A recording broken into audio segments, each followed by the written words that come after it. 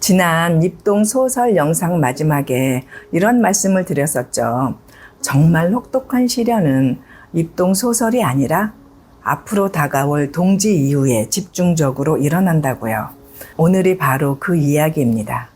먼저 하나만 여쭤보겠습니다. 요즘 예전만큼 열심히 하지 않아도 크게 불안하지 않으신가요? 그동안 다져놓은 게 있으니 이 정도는 그냥 지나가도 괜찮을 것 같다는 생각 은근히 들지 않으셨나요?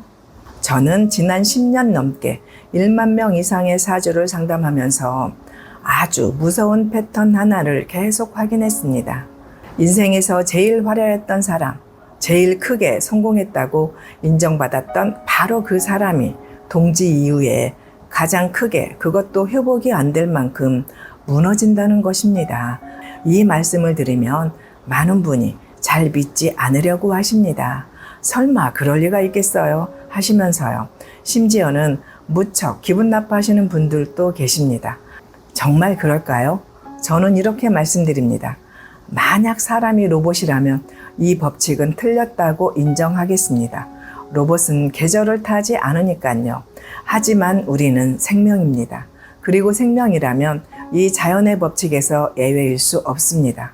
사업을 통째로 날린 사람, 믿었던 사람에게 전 재산을 사기당한 사람, 그리고 평생 가족을 먹여 살리느라 몸을 갈아 넣다가 어느 날 갑자기 큰 병을 진단받은 사람, 이분들의 사주를 거슬러 올라가 보면 공통적으로 겹치는 시기가 있습니다.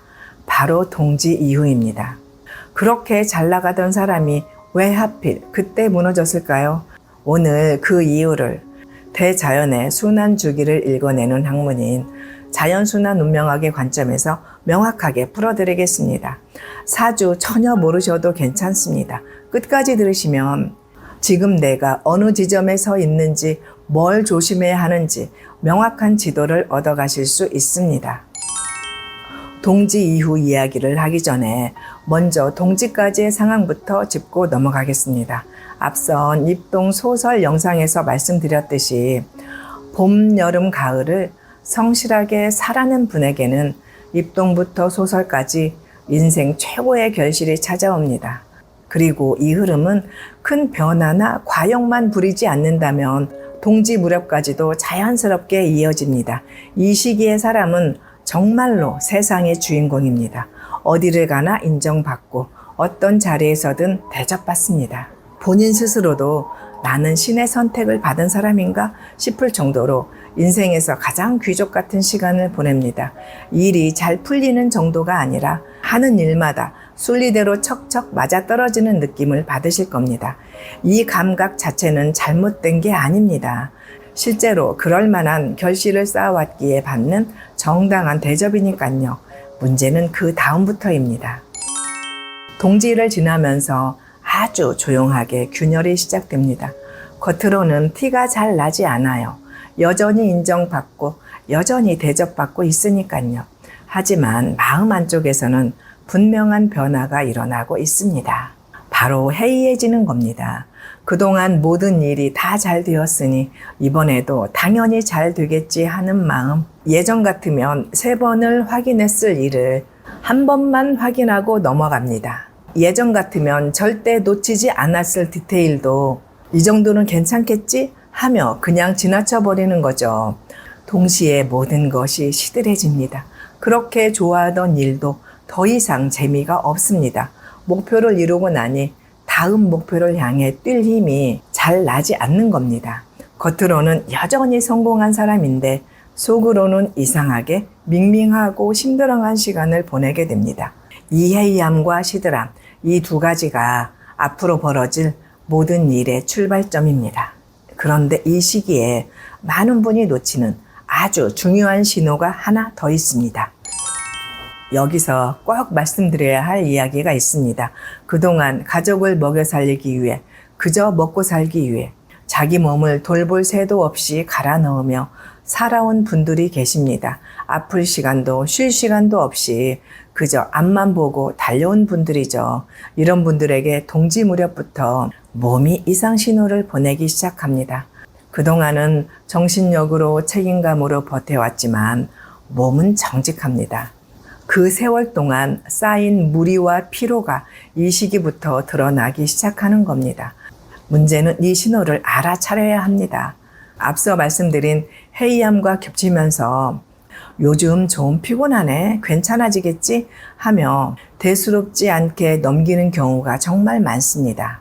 하지만 이 시기에 나타나는 몸의 이상은 단순한 피로가 아닌 경우가 적지 않습니다. 이미 오래전부터 쌓여온 것이 이제야 겉으로 드러나는 것이라 발견했을 때는 이미 돌이키기 어려운 지점까지 와 있는 경우가 많습니다.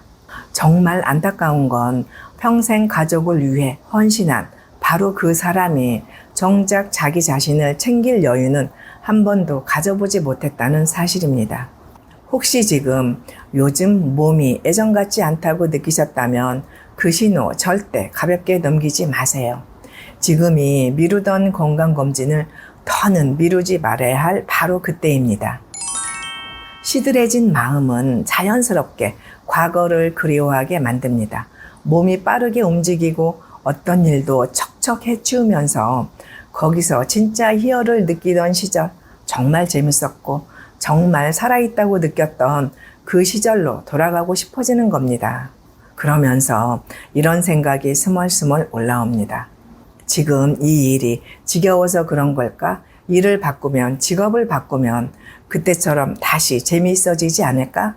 마치 문제의 원인이 지금 하고 있는 일 자체에 있는 것처럼 느껴지는 것이죠.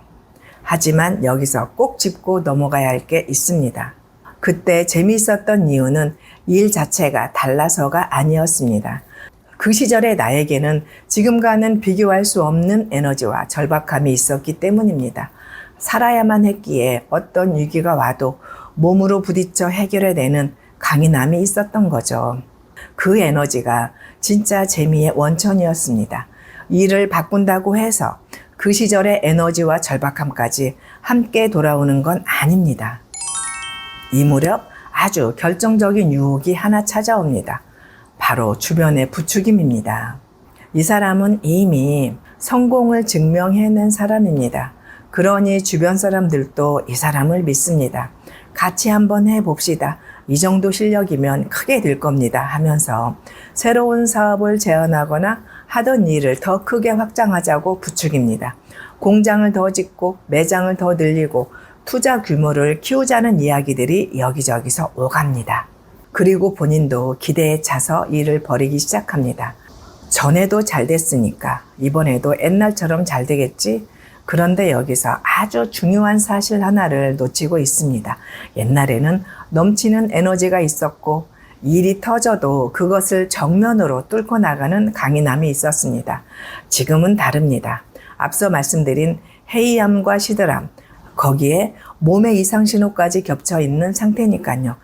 옛날의 그 사람과 지금의 이 사람은 같은 사람이 아닙니다.